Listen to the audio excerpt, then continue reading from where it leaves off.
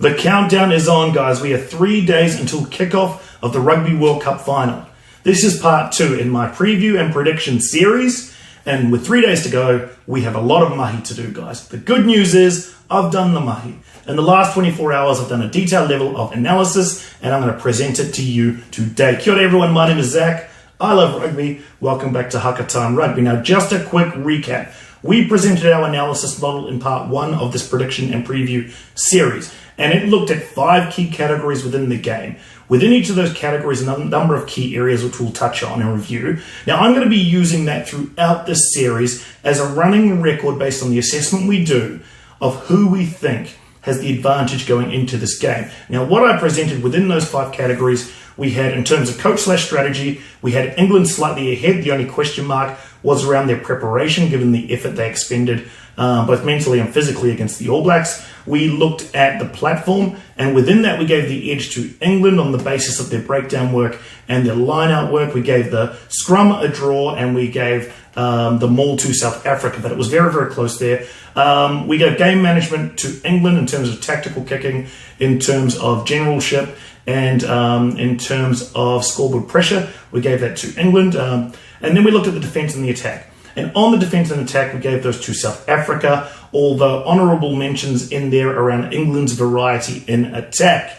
Now, that was great. It was great to get some feedback on that as well. Some positive, mostly positive, 1 or 2 negative, but that's okay, guys. The only thing I love more than doing analysis on rugby is getting feedback on my analysis. So make sure you comment down below. I want to hear all of your questions. I want to hear all of your thoughts on what I'm presenting to you, because ultimately what I want to do at the end of this series is have a very clear, concise prediction on what is going to happen in this game. And that'll be a prediction that's built on the input from everyone who's watching these videos. So, and I read all of the comments, guys, so make sure you comment down below. I will definitely read it, and if I see a key point, I'm going to highlight it in the series of videos. So with that clear, guys, what I need to do right off the bat is address the most important point. I'm going to take an L on this one, and the L is for line out. Now, it seems like everyone told me that the Springboks have only lost 1 line out in this Rugby World Cup. Their line out has been rock solid.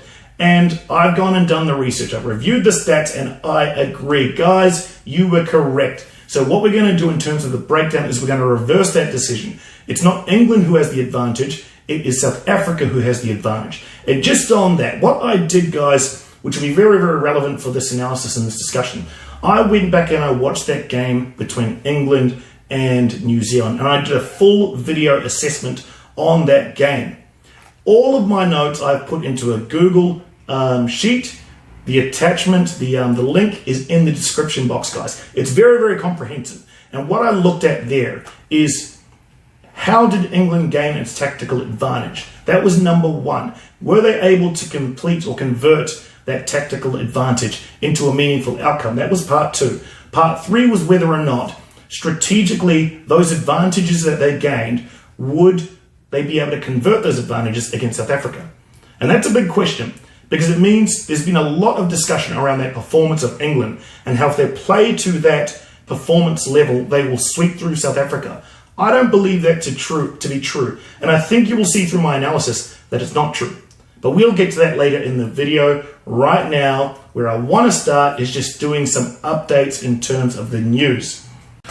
Okay, in terms of the news, guys, so I went back and watched the press conference that Eddie Jones held in addressing both the lead up to this World Cup final, as well as some of the updates on the English squad. Now, first things first, Eddie is addicted to this phrase, and it is, the players understand we haven't done anything yet. He said it in the post-match press conference, he said it again in this lead-up press conference, and he just keeps reiterating that point. The players understand we haven't done anything yet. Now, I've heard it a number of times, but I'll be honest with you, I don't believe it, right? If you are coming out and you are saying that you have prepared for this match against the All Blacks for 2 years, you've come out of that with all of the mental effort and preparation effort that is required to be ready for that game.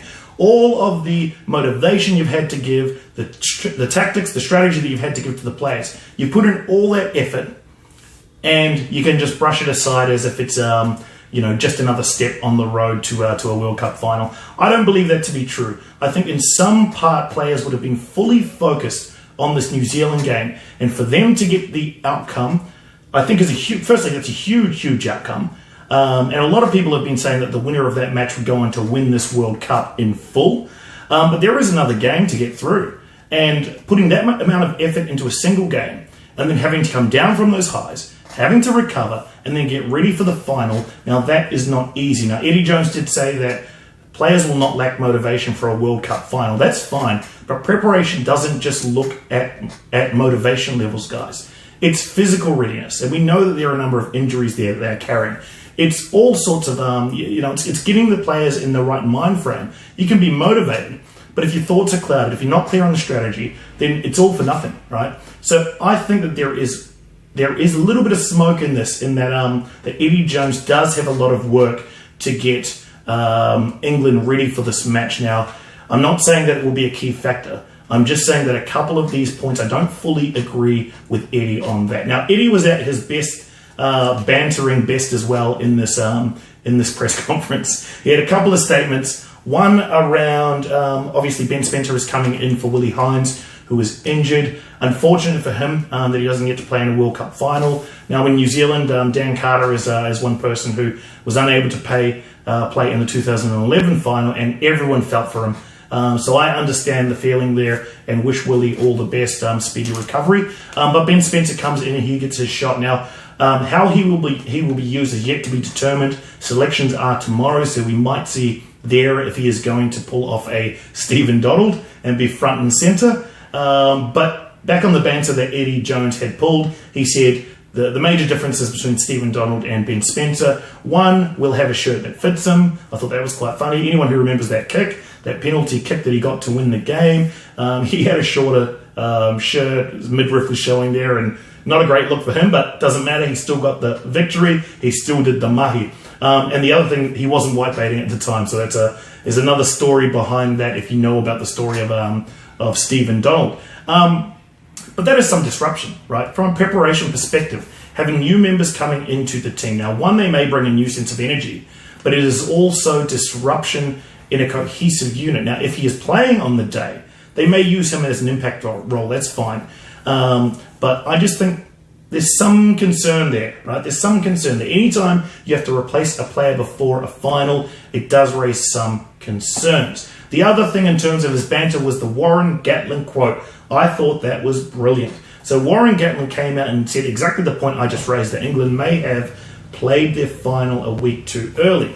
And what was Eddie Jones' response? At his witty best: give Warren Gatland my regards. All the best for the third and fourth playoff. That one, I bet, stings. But what I'll say, guys, again, there's got to be a little bit of smoke. When I see smoke, I think fire. And there has to be a little bit there. Warren Gatland knows the English team better than anyone.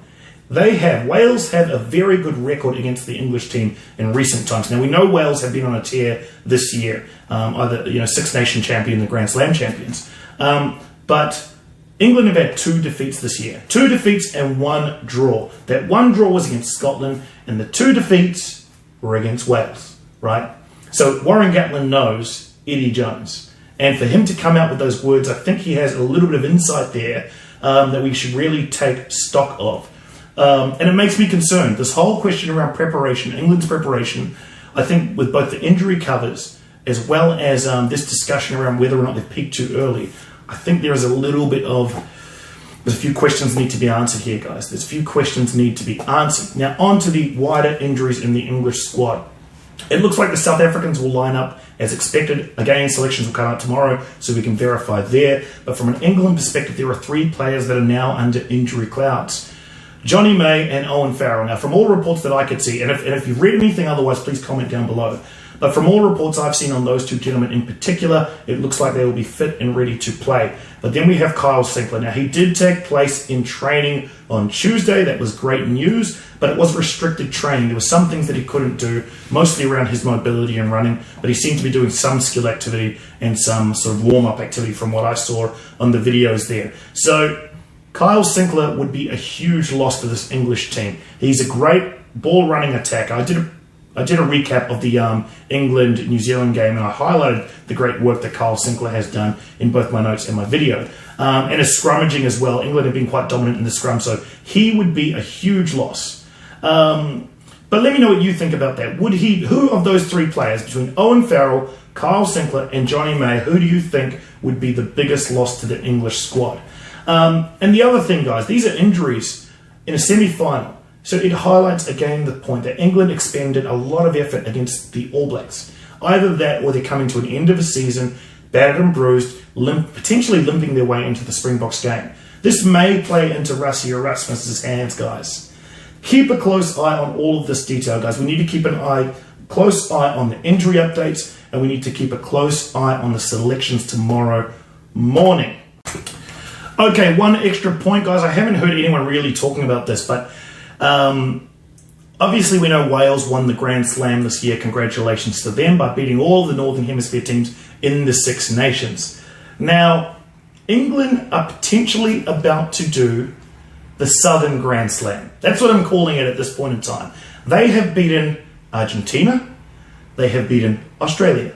They have beaten New Zealand. There is only one more member in the Rugby Championship to go, and that is South Africa. So in this debate of North versus South and whether or not the Northern Hemisphere teams have closed the gap against the Southern Hemisphere teams, I'm going to say this, guys. If England secure this win against South Africa, it says to me that the Northern Hemisphere teams are ahead of the Southern Hemisphere teams. Now, I feel welcome to debate that point. Please comment down below. What do you think? But I thought that was a very interesting distinction when I was going back through the games in the Rugby World Cup to see the A in Sanzar, to see the other A in Sanzar, to see the NZ in Sanzar, and then to see the next match is against the SA in Sanzar, the clean sweep. So if England beat South Africa on this weekend, they have the distinction. I don't know if it's ever been done before. Someone may be able to tell me, but in a single calendar year, they will defeat all major Southern Hemisphere teams. That's huge. I've never heard of it being done. If you have, please let me know. But I think that would be an incredible statement in this discussion of North versus South. Now let's move on, and I want to touch on my video analysis that I did today. As I said, guys, I've done the mahi and I present it to you now. So I went back and I did a detailed review of the England versus New Zealand game. And I wanted to do a video session in this one, which means really getting down and time stamping each of the key events and as they occurred and the impact that they had on this game. Now, in the description box, I put a link to that spreadsheet. It's a public spreadsheet. You can all go and check it out.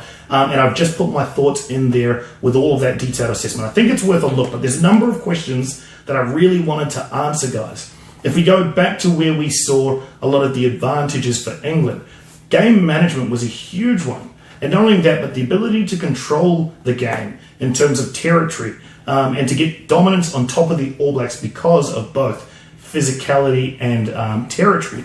I really needed to answer a few questions. Whether or not those advantages that England gained in that game would be transferable to the final this week. That's the ultimate question I was trying to answer. And it's on the basis of where did England gain territory advantage or any form of advantage, whether it be a line break, whether it be securing additional space on the field because of a great tactical kick, whether it be a successful array of 8 to 10 phases of play resulting in a 20-meter gain. I wanted to know each of those major gains and territory advantages that England got, were they caused by either the bad work done by the All Blacks, we know they were off the pace, we know it was not one of their best performances, or was it because of the great work done by England? The next question I wanted to answer, of all of those advantages that England gained within that game, were they able to convert them into a meaningful outcome? And meaningful outcome might be relieving stress if you're relieving pressure if you're deep within your own end goal, within your own 22. It may be converting into points. It may be giving yourself an opportunity at a great attacking rate. Those are all, in my view, they are all great advantages. So my question was, if England was able to break the line, what did they do with that? Did they convert it? Right? That was a major question for me. The final point was for all of those advantages that England gained that they created themselves, whether it be over breakdowns, whether it be over great work in the driving maul, how will that translate to this game, right? How much of that performance, ultimately what I'm trying to answer in this one, guys, is how much of that performance that everyone is praising England on, how much of it is recency bias, which is impacting people's analysis on the final, or how much of it is actual, tangible proof? And that's what I'm trying to answer here, guys. Now, what I got, and again, go and check the spreadsheet out. It's in the description box. The link is there. In the game, this is my findings. This is the conclusion I came to. 40% of the advantages that England gained were due to the All Blacks. Errors, either errors from senior players or errors from inexperienced players, or due to poor strategy in terms of structure created by the All Blacks. I thought them, so essentially, the major contributing factor to England's dominance, and I don't want to trigger anyone into a rage of, in the comment section. This is just my impartial findings, guys. You must know by me now, I tried to keep as impartial as possible, and I bring analysis in detail to the table. That's what the spreadsheet's for. But the major contributor to England's dominance, guys, was New Zealand's poor performance. That's what I took away from my review today. Go and have a look. Challenge any of the points you want, guys. As I say, I want the feedback. I ultimately want to land on the correct prediction here, so I want your feedback, guys. I really do. The next major contributor was the tactical kicking performance by George Ford. He was incredible. He just seemed to always find the space, right? Whether it was in behind Beauden Barrett, or whether it was because he was targeting some of those inexperienced players. He really put Ceri Reece under the pressure, and unfortunately, guys like Ceri Reece, they cracked. The next major contributor was the rush defense, and I bagged Manu Tuilangi somewhat, and I thought there were some defensive advantages there. I still believe that if you can get outside the rush defense that he's creating, there is space there. And I think most people who know about rugby in general, and in particular the rush defense, one old adage, guys, there is always space on the rugby field. You just have to find it. If Manu Tuilangi is rushing out of the line, where is the space? It's right behind him, right? So that's a key point. But there was an inexperience from Moanga that I saw, unable to capitalize on that space. Indecision as well. That could have been the moment getting to him, I'm not sure. But certainly Manu Tuilangi had a great game there defensively, rushing up. As I say, I still think there's space in there behind him, and I still think if you're good enough, you can exploit it. So in terms of our analysis, I'm going to lean the backline defense back towards a draw, guys. I think we're going to move it from South Africa dominating in terms of backline defense to a draw. I think that's reasonable, right? Because I was really, really impressed there. It was very, very well executed defense. Great work. The next major contributor, the kamikaze duo, forcing the turnovers, trio actually, let's include Itoji in there as well. Very, very good in terms of turnovers, and that is both disrupting in a maul, that is both at the breakdown. Now, one of the key things here, guys, is that I noticed that a lot of those turnovers that were gained were in positions where the All Blacks had great attacking momentum. So while it may only contribute for 10% overall of the advantages that England gained, the impact was far more significant than that. And the reason is they were at key moments. That's the sign of cool heads prevailing, but it's also a sign of guys being able to step up when they're needed most by their team. So fantastic work, Underhill. Fantastic work, Itoji. The final major contributor there was the driving maul. England used that effectively. Now, to answer this question, will England be able to convert those advantages that they created against the All Blacks against South Africa?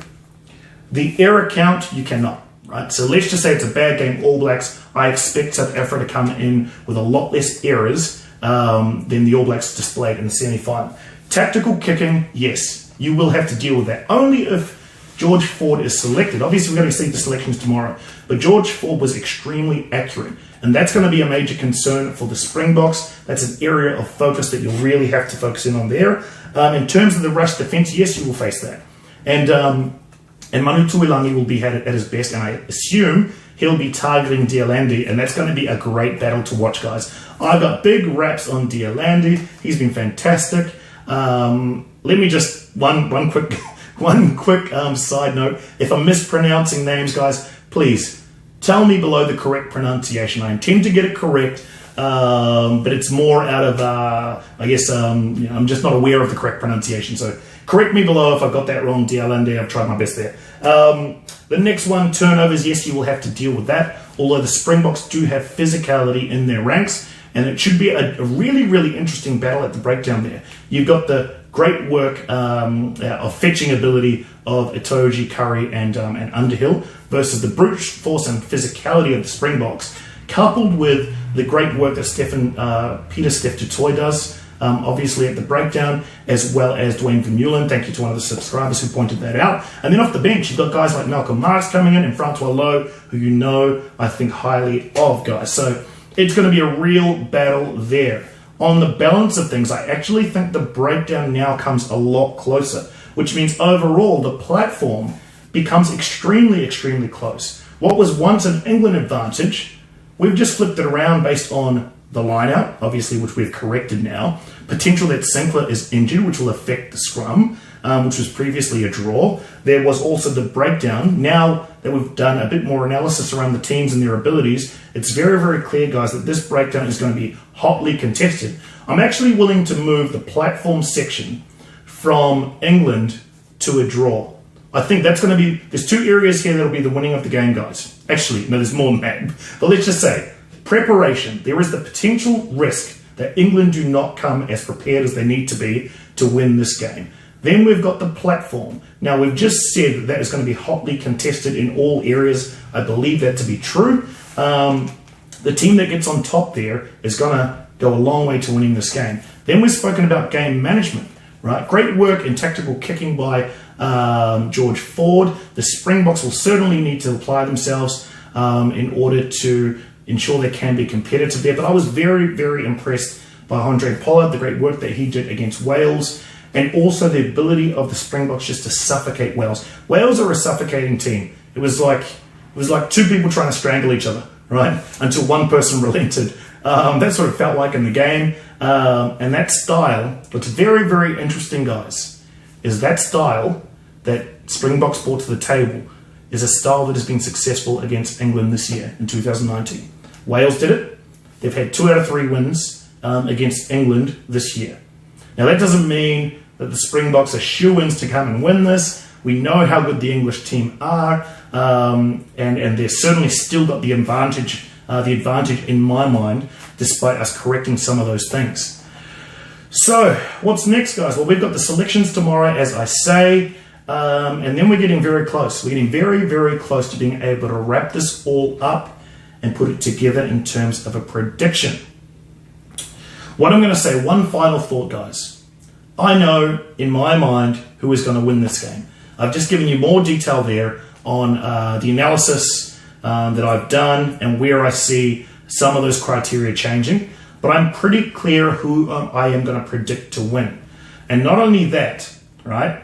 I'm willing to put my money where my mouth is, guys. I'm going to put a bet on it so that we've actually got something invested in this outcome. Now, if that bet pays off, if all the analysis we do pays off, I'm going to run a subscriber giveaway, right? We'll do a rugby jersey of your choice. We'll work out all the details. But if I can actually predict the winner, and as I say, I've got it in my mind, I'm going to put a bet down. And if it comes through, subscriber giveaway time. So that's something to look forward, guys. Help me do my analysis so I can give away a rugby jersey, right? I'll work out all the details and get back to you all on that one. But that's what we're going to do, okay? Anything else to cover off? As I mentioned, selections tomorrow. Very, very important. I think that's enough for today, guys. That's enough for part 2. Now, again, we've covered a lot of details. I want all of your feedback, guys. I've really, really appreciated the comments. There's a high level of intelligence I find a lot among commenters in on this channel. Really, really good. There's really knowledgeable people there, and I want to leverage all of that knowledge. So if you disagree with something I've said, guys, tell me. I'll highlight it. I'll prove to you that I read all comments because I'm more interested in getting to the correct outcome. That's my key thing. And right now, given that I've already got in mind who I think will win, now I'm trying to do a few things in terms of critical thinking. I'm trying to challenge my own biases where I see them. And I'm also trying to play devil's advocate. I think that's a big part of critical thinking and getting to a logical outcome. So that's going to be what I do over the next 24 hours, 48 hours in the lead up to that prediction. But as I say, I've got in mind who I think is going to win. Why don't you tell me who you think I think is going to win, right? If you think you can predict who I'm going to predict to win this game, I want to hear it down below in the comment sections. Again, guys, that's it for me today. Another part coming tomorrow. I think we're going to need 4 parts in the series. Let's see. But I think it's starting to feel like we might need 4. There might be an update after selections so that I can bed down. I'll do a final update of that analysis model that we've done. We will do another update in terms of who has the advantage going to the game. And then I'm going to do my final prediction. Stay tuned for more. Thank you all for joining. I'm appreciating the support. I'm loving the banter. Keep it coming, and let's get ready for this Rugby World Cup final. See you guys.